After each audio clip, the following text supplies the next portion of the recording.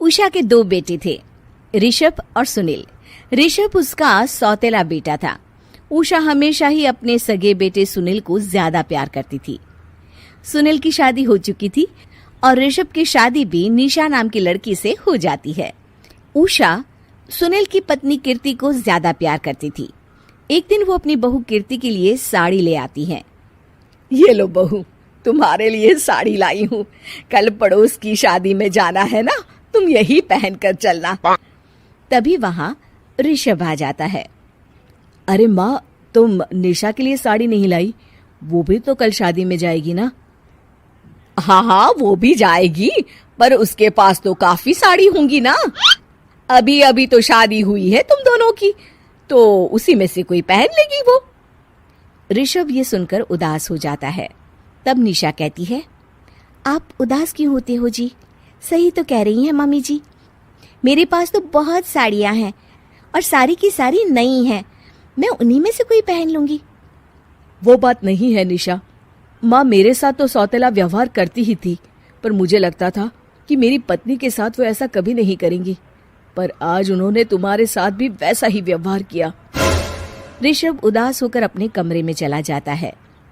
ऋषभ को उदास देखकर निशा को अपनी सास पर बहुत गुस्सा आता है। एक दिन उषा सुनील को कुछ पैसे दे रही होती है।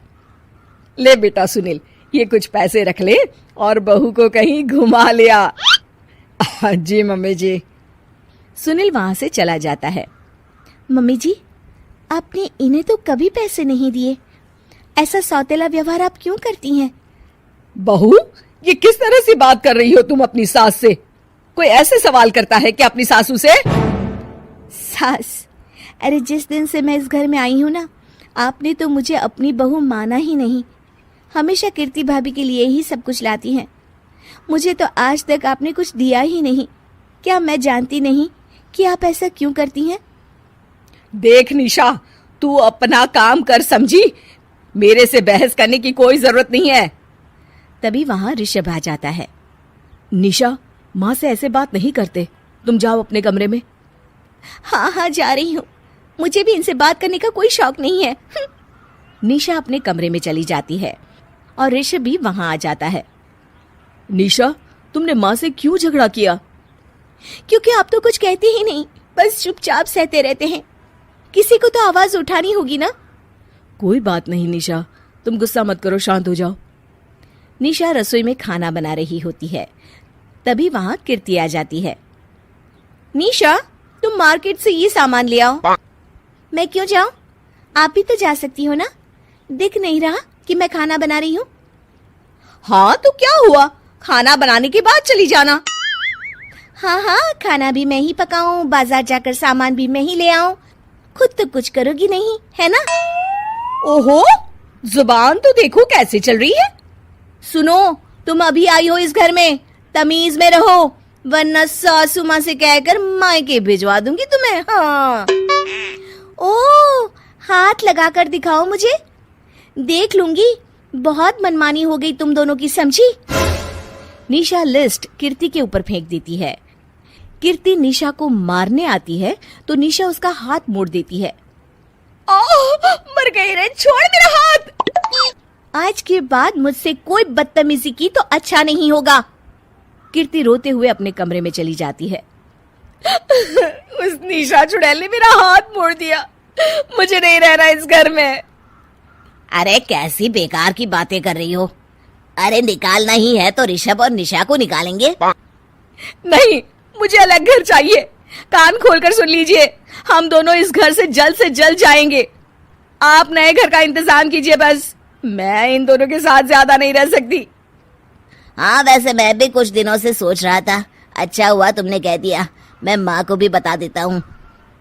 माँ, वो क्या करेंगी तुम्हारे साथ जाकर? मैं चाहती हूँ कि तुम और मैं, बस हम दोनों ही कहीं शिफ्ट हो जाएं, इस सब झमेले से दूर। अरे पर माँ को यहाँ छोड़कर इस तरह से जाना ठीक नहीं रहेगा कीर्ति। वैसे वो तुम्हें कितना प्यार भी तो करती हैं। नाम का ख्याल रखती है, क्योंकि तुम सगे बेटे हो ना, इसलिए। तुम अगर सौतेले होते तो मेरे साथ भी ऐसे ही सलूक करती जैसे अभी तुम्हारे सौतेले भाई और उसकी पत्नी से करती है। अरे पर फिर भी फिर भी कुछ भी नहीं। देखो, या तो हम दोनों इस घर से कहीं दूर जाएंगे या फिर मैं अपने मायके चली जाऊंगी। हाँ, बता देती हूँ। अच्छा बाबा, अच्छा ठीक है। सुनील अपनी माँ से बात करने आता है। माँ, मैं सोच रहा हूँ कि कीर्ति के साथ अलग घर में शिफ्ट हो जाऊं। अरे वाह बेटा, ये तो बहुत अच्छा सोचा है तुमने। कब शिफ्ट होना है हमें? मैं भी पैकिंग कर लेती हूँ। अब नहीं माँ, मैं और कीर्ति ही जाएंगे बस। आप तो यहीं रहो, ये पुश्तैनी घर भी है ना आपका। अरे बेटा, तू तो मेरा सगा बेटा है, तू ही मेरे साथ ऐसा कर रहा है। मुझे अपने साथ ले जा बेटा। तभी वहां कीर्ति आ जाती है। अरे माँ, आपको पता भी है कि किराए के घर में कितना खर्चा होता है, और अगर आपको भी लेकर गए तो और खर्चा होगा।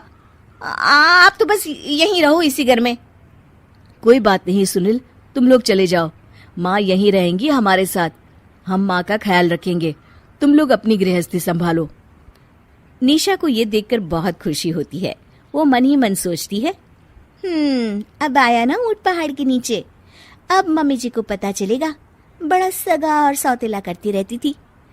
सगा बेटा तो जा रहा है छोड़कर, अब आएगी इन्हें अकल, और नहीं आई तो मैं ला कर रहूंगी। निशा अपनी सास को कैसे अपने सौतेले बेटे से मिलाएगी, जानने के लिए देखिए सौतेली माँ पार्ट 2।